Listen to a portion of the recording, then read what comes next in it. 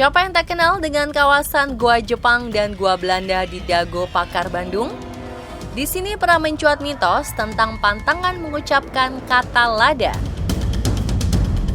Konon, para pengunjung harus ekstra hati-hati dalam menjaga tutur lisan maupun sikap. Sebab jika tidak, artinya pengunjung akan melibatkan diri dalam konsekuensi mistik.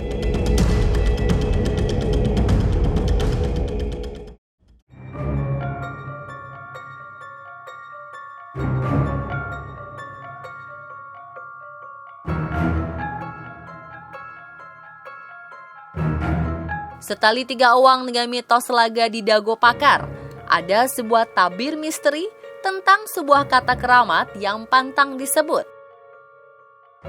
Bahkan hingga kini, mitos tersebut masih berlaku di satu lingkup sebuah desa. Kata-kata bagai mantra bak menghantui sebuah desa asri di selatan Sumedang. Tak tanggung-tanggung, bagi pelanggar kata ini, konon diberi ganjaran kontan. Mulai dari didatangi sosok harimau hingga kecelakaan yang melibatkan penyakit fisik. Ada misteri apa di balik kejadian-kejadian gaib tersebut? Inilah Kamis Misteri, larangan berkata peda di Sumedang versi On The Spot. Nah, mirsa, sekarang saya sedang berada di Desa Citengah, Kabupaten Sumedang. Di desa ini terdapat satu mitos di mana apabila ada seseorang yang menyebutkan kata ini, orang tersebut dipercaya akan terkena musibah. Kata tersebut adalah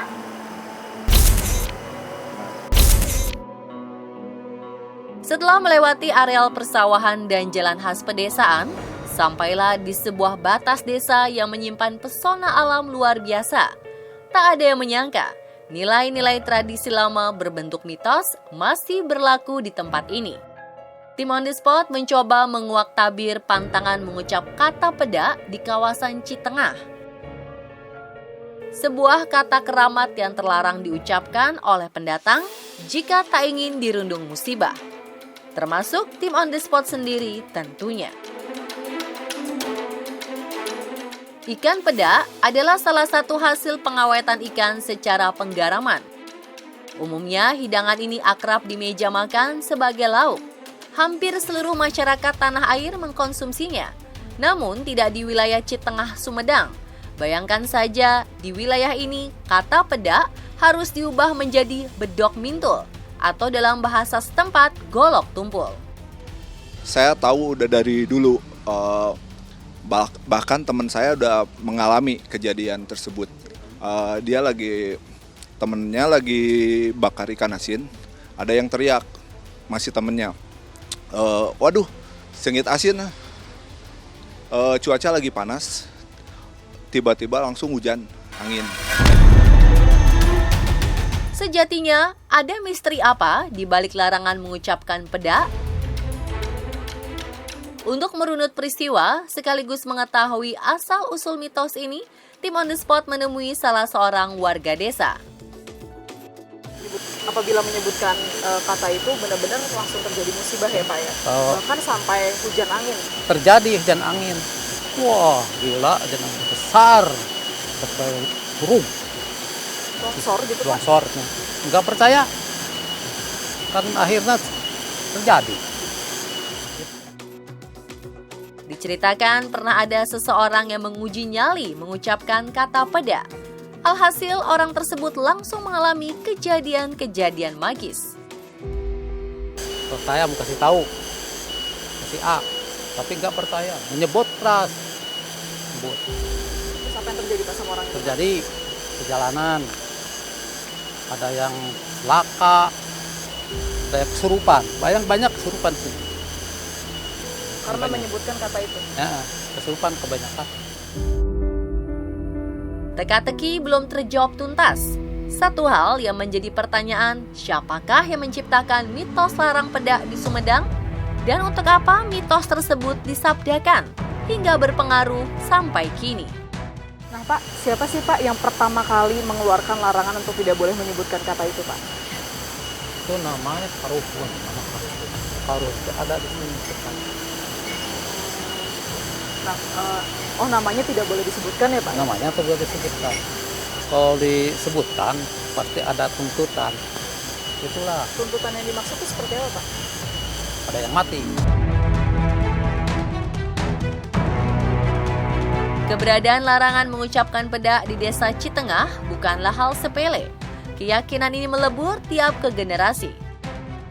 Jangankan mengucapkan kata keramat peda, warga enggan menuturkan gamblang. Siapakah tokoh di balik mitos abadi ini? Ada satu karuhun atau nenek moyang setempat yang sangat dihormati. Untuk mengumpulkan remahan riwayat di balik mitos ini, tim On The Spot mendatangi areal makam tua Cibingbin yang berada di atas bukit kecil. Nah, pemirsa, kondisinya makam keramat ini berada di atas bukit. Jadi untuk mencapai ke makam ini, kita tadi sudah melalui perjalanan yang cukup ekstrim dan curam. Dulunya di Desa Citengah ini ada sosok yang memang dituakan. Di antara pepohonan tua berusia ratusan tahun, tak ada yang menyangka dengan keberadaan areal makam tua di wilayah ini.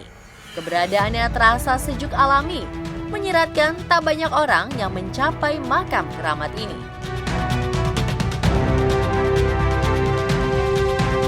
Ada sebuah makam yang menarik perhatian. Makam inilah yang diyakini sebagai karuhun atau nenek moyang setempat. Konon, makam ini berhubungan dengan larangan mengucapkan kata peda. Bapak, ini adalah makam keramat Cibingbin ya Pak ya, Iya. yang dikeramatkan di desa ini. Kalau boleh saya tahu Pak, beliau ini dulunya siapa Pak? Nggak bisa disebutkan namanya. Betul. Nggak bisa disebut namanya. Hmm. Masalahnya berat untuk saya. Kalau nama ini mah karuhun ini disebutkan namanya nggak bisa. Ya. Baik. Tempatnya Cibingbin, makam Cibingbin. Gitu aja. Oke. Ini kan salah satu makam yang dikeramatkan di desa ini ya Pak ya. Nah, kira-kira ini umurnya sudah berapa tahun Pak makam ini? 360 Sekitar 360 tahun Pak. ya, Yang sering mengunjungi ke makam ini siapa aja Pak? banyak yang ujung sini. Biasanya ada yang punya penyakit cager, sehat, ada yang macam-macam aja lah.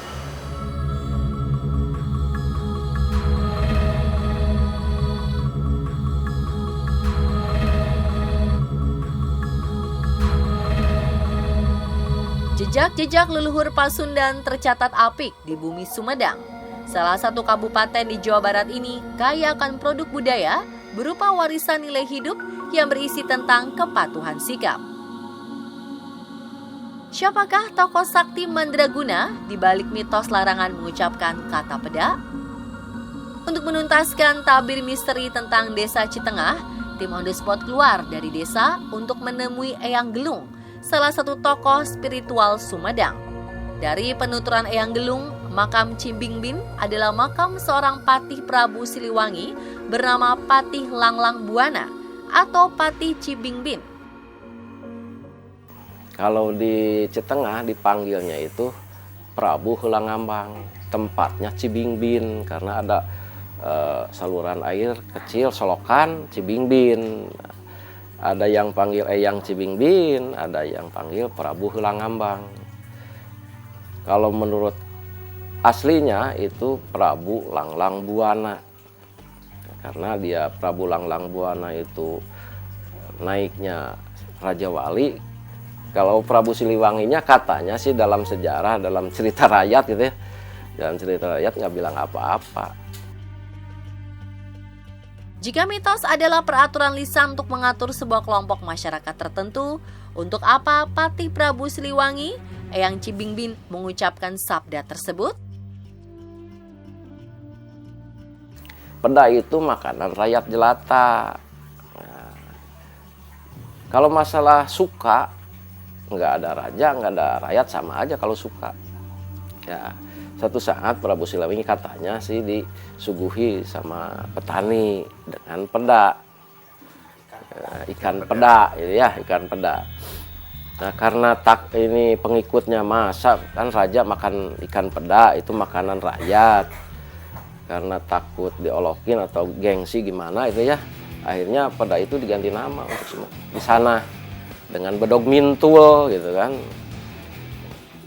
Nah, tahu maksudnya apa gitu. Mungkin jangan sampai tersebar wah Prabu Siliwangi makannya peda. Itulah pemirsa, Kamis Misteri mengenai mitos berkata peda di Sumedang versi on the spot. Diharapkan kita lebih bijak dalam memaknai budaya yang diwariskan turun-temurun.